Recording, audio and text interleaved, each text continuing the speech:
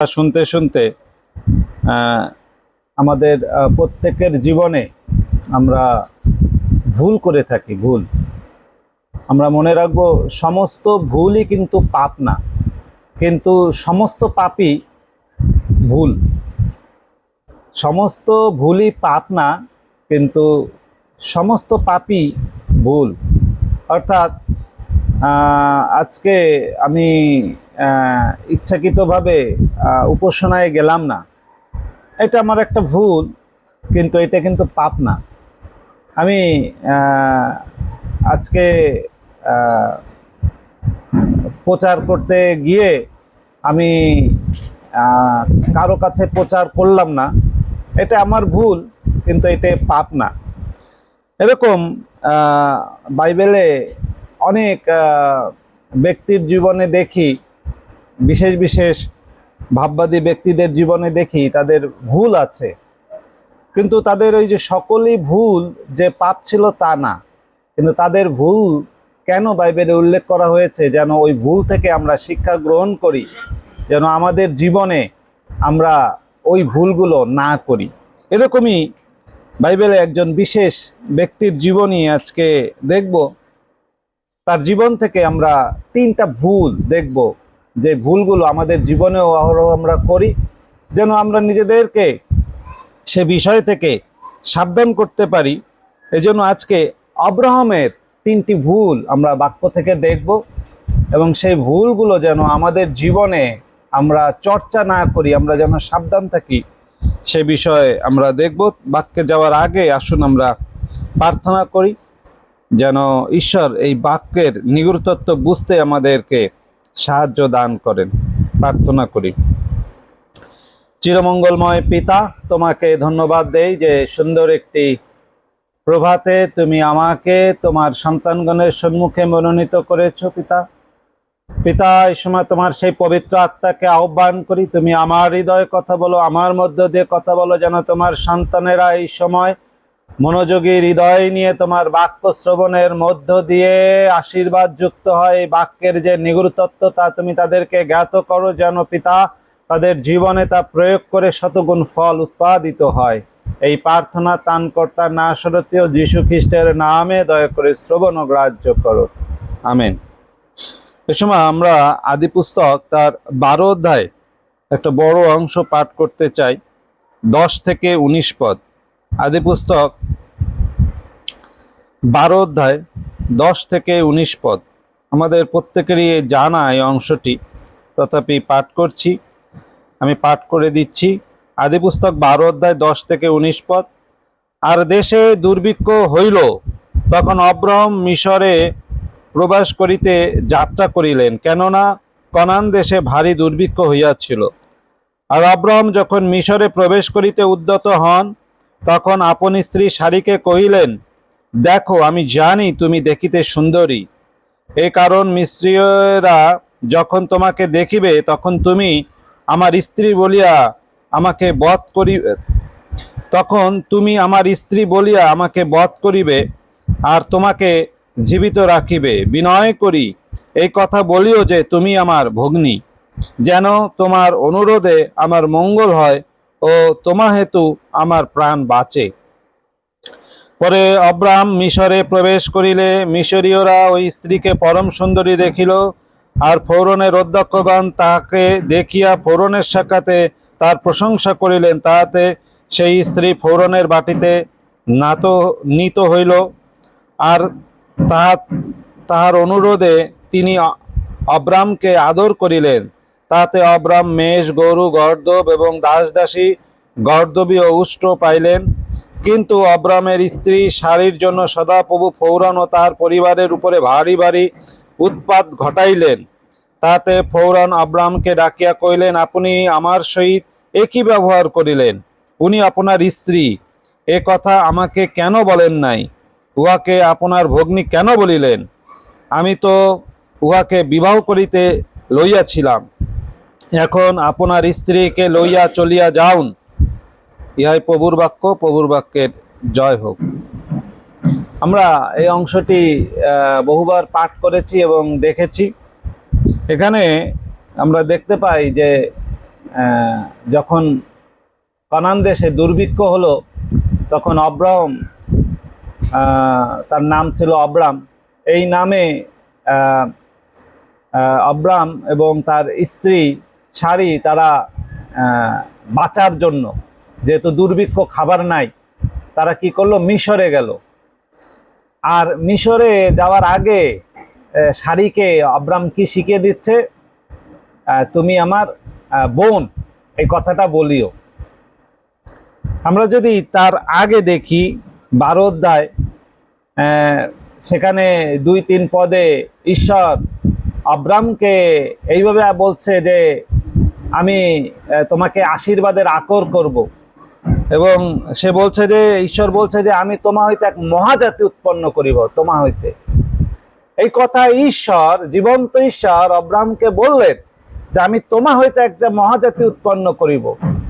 আর সে কি করলো, তার স্ত্রীকে ফৌরনের হাতে বোন হিসেবে তুলে ধরলো।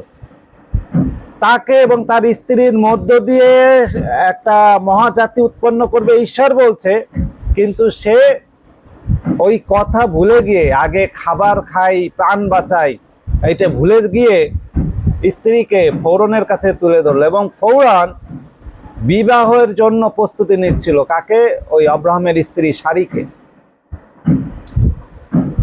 অনেক সময় আমাদের জীবনে এরকম সংকটময় পরিস্থিতি আসে। আমাদের জীবনে অনেক সময় এমন পরিস্থিতির মধ্যে দিয়ে আমাদের যেতে হয় যখন আমাদের মিথ্যাই একমাত্র অবলম্বন হয়ে দাঁড়ায়। আমরা অনেক সময় চিন্তা করি এই মিথ্যা দিয়ে আমার এই পরিস্থিতি থেকে আমি রেহাই পেতে পারি, রেহাই পাবো। কোনো একটা ধর্মতত্ত্ব শিক্ষার কলেজে বিভিন্ন স্থান থেকে ছাত্ররা আসে শিক্ষা গ্রহণের জন্য।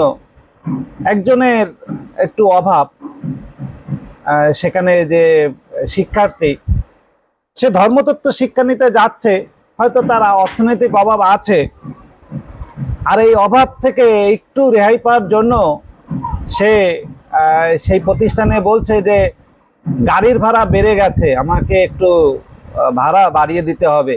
ঈদ কোরবানির সময় তো গাড়ি ভাড়া বাড়ে, অথচ গাড়ি ভাড়া কিন্তু তেমন বাড়েনি, কিংবা তাকে যে অর্থ দেওয়া হয় সেটাই যথেষ্ট তার আসা যাওয়ার জন্য। কিন্তু একটু মিথ্যা বলে কিছু অর্থ পাওয়ার জন্য সেই কাজটা করলো। অর্থাৎ আমরা অনেক সময় আমাদের নিজেদের ব্যক্তিত্ব, নিজেদের আত্মমর্যাদা, নিজেদের ঈশ্বর ভয়কে বিসর্জন দিয়ে কিছু ফ্যাসিলিটি পাওয়ার জন্য আমরা মিথ্যা বলি। কিন্তু এই মিথ্যা আমাদেরকে ঈশ্বর থেকে যে কত দূরে সরায়, কিংবা ঈশ্বরের আশীর্বাদ থেকে যে বঞ্চিত করে, এটা আমরা অনেক সময় ভুলে যাই। আব্রাহামের প্রথম ভুল ছিল মিথ্যা। আব্রাহাম তার স্ত্রীকে, সে মিথ্যা ধারণ করে সেই মিথ্যা তার স্ত্রীকে শিখাই দিল, এবং সেই মিথ্যা তাদের জীবনে অভিশাপ নেমে আসতে পারত।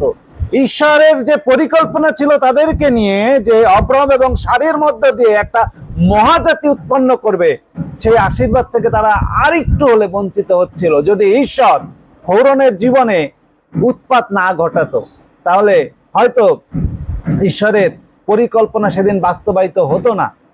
এই ঈশ্বরের পরিকল্পনা বাস্তবায়ন না হওয়ার পেছনের কারণ হলো আব্রাহামের জীবনের মিথ্যা। আমরা বিশ্বাসীরা অনেক সময় এরকম মিথ্যা বলে ঈশ্বরের আশীর্বাদ থেকে বঞ্চিত হই। আব্রাহামের প্রথম যে ভুল ছিল তা হলো মিথ্যা। দেখেন, ঈশ্বর জীবন্ত ঈশ্বর, এবং ফৌরনও বুঝতে পারছে যে আব্রাহামের ঈশ্বর জীবন্ত। কারণ কি, ফৌরনের জীবনে উৎপাত শুরু হয়েছে। ফৌরন কি বলছে, এখানে আমরা যদি 17 পদ দেখি, সেখানে দেখতে পাবো সদাপ্রভু ফৌরন ও তার পরিবারের উপরে ভারী ভারী উৎপাত ঘটাইলেন। অর্থাৎ জীবন্ত ঈশ্বর, তাই তিনি ফৌরনের জীবনে বিভিন্ন ধরনের দুর্ঘটনা ঘটলো, এবং সেই থেকে ফৌরন বুঝতে পারলো যে আব্রাহামের যে ঈশ্বর সে জীবন্ত। কিন্তু আরেকটা বিষয় কি জানতে পারলো ফৌরন, যে জীবন্ত ঈশ্বরের যে সেবা করে সে মিথ্যা কথা বলে। অব্রাহাম ফরনের দৃষ্টিতে খুব বড় মানুষ হইতে পারে নাই, কারণ একজন জীবন্ত ঈশ্বরের সেবা করে এই লোক আমার কাছে মিথ্যে কথা বলে। এবং দেখেন কত লজ্জাজনক ঘটনা, ফৌরান কি বলতেছে, এবার বেরোয় যাও, তোমার স্ত্রীর এনে বেরোয় যাও, বের করে দিচ্ছে। আমরা অনেক সময় বিশ্বাসীরা অবিশ্বাসীদের কাছে এরকম অপমানিত হই মিথ্যার কারণে। কোনো এক সময় আমি শুনতে পেলাম যে একটা মণ্ডলীর পালক বড়দিনের বিভিন্ন মণ্ডলী দেখে বড়দিনের যে গিফট আসে সরকারিভাবে ডিসির কাছ থেকে এরকম কিছু ভুল তথ্য দিয়ে অর্থের অনুদান আনছে বড়দিনকে কেন্দ্র করে, কিন্তু এতগুলো মণ্ডলী তার নাই। আর ডিসি একটা সমাবেশে এরকম ভাবে ওই পালকের নাম উল্লেখ করে বলতেছে ওই পালক তো একজন চিটার। এইভাবে একজন অবিশ্বাসী আমাদের একজন পালককে এইভাবে আখ্যায়িত করলো চিটার। এটা আমাদের জন্য লজ্জাজনক ঘটনা। অনেক সময় আমি শুনতে পাই যে অবিশ্বাসীরা আমাদের বড়দিনের বিভিন্ন প্রোগ্রামে এসে তারা আমাদের খ্রিস্টের বিষয়ে তারা সাক্ষ্য দেয় যে আমরা জানি আপনাদের এই খ্রিস্ট ধর্ম খুবই ভালো এবং আপনারা শান্তিপ্রিয়, এরকম আমাদেরকে প্রশংসা করে, অনেকে স্বীকার করে, অনেকে জানে আমাদের সঠিক সত্য ধর্ম, কিন্তু তথাপি সেখানে দাঁড়িয়ে থেকে আমাদের একজন পালক, যিনি আমাদের নেতা, যিনি আমাদের পরিচালক, তাকে যদি চিটার বলে, তাহলে আমাদের সম্মান কোথায় থাকে? ঈশ্বরকে যে আমাদের জীবন্ত ঈশ্বরের যে আমরা আরাধনা করি কোথায় থাকে? কারণ কি? মিথ্যা। কিছু ফ্যাসিলিটি পাওয়ার জন্য অনেক সময় আমরা মিথ্যাকে আঁকড়ে ধরি, মিথ্যাকে আমরা আশ্রয় নিই। হিতোপদেশ তার 6 অধ্যায় যদি আমরা দেখি 17 পদে, হিতোপদেশ 6 অধ্যায় ঈশ্বরের 7টা ঘৃণার বস্তু সেখানে উল্লেখ করা হয়েছে, এবং 17 পদে সেই 7টার মধ্যে একটাকে বলা হয়েছে মিথ্যাবাদীর জিহ্বা। ঈশ্বর ঘৃণা করে যারা মিথ্যা কথা বলে, তাদের ওই জিহ্বাকে অর্থাৎ তাদেরকে ঈশ্বর ঘৃণা করে। 7টা ঘৃণার মধ্যে একটা হলো যারা আমরা মিথ্যা কথা বলি। আর একজন বিশ্বাসী হিসেবে, একজন কার্যকারী হিসেবে অবশ্যই আমাদের মিথ্যাকে অ্যাভয়েড করা দরকার। অব্রাহামের প্রথম ভুল আমরা দেখতে পাই মিথ্যা। দ্বিতীয় অব্রাহামের যে ভুল আমরা দেখতে পাই আদি পুস্তক তার 16 অধ্যায়